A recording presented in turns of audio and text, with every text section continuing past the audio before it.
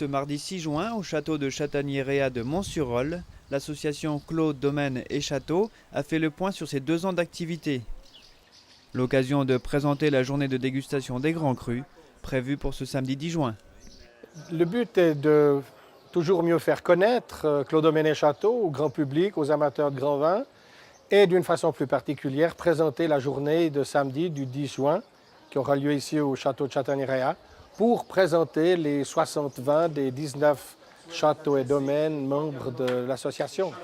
Clos Domaine et Château propose chaque année un thème en relation avec son approche du vin. Cette journée donc essentielle, ce sera la dégustation des 60 vins, mais avec des animations annexes comme des travaux de tonnellerie, des animations pour les enfants, car c'est une journée qui est ouverte aux familles bien sûr, et alors le clou de la journée qui sera justement la présentation par un éminent personnage, M. Didier Michel, chromaticien, qui, au travers de sa passion et de sa formation artistique dans les arts, a développé tout un concept liant la diversité des couleurs avec les arômes, les saveurs du vin.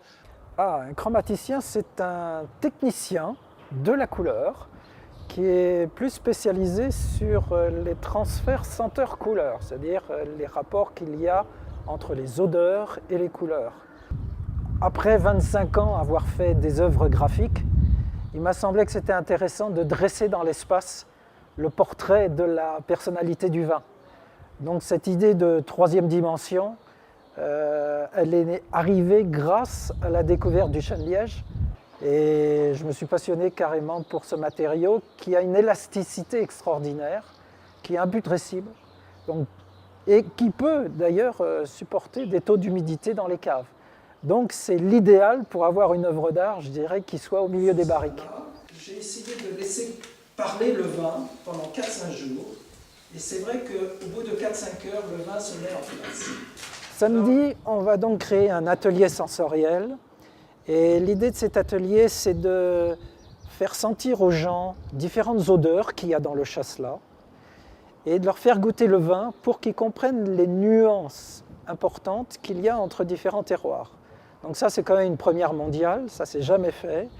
Et c'est vrai que même si on a des odeurs de citron, de cèdre, de chlorophylle, de pêche, eh bien, suivant les expressions de sol, eh bien, on aura ou plus cuit, ou plus ceci, ou plus cela.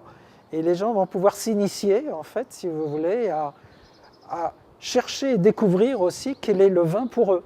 C'est-à-dire peut-être des gens préféreront la région du Valais, ou peut-être d'autres la région, je dirais, de Rolles, ou d'autres la région peut-être de Genève, puisque nous sommes tous différents et que nous avons tous un profil sensoriel différent.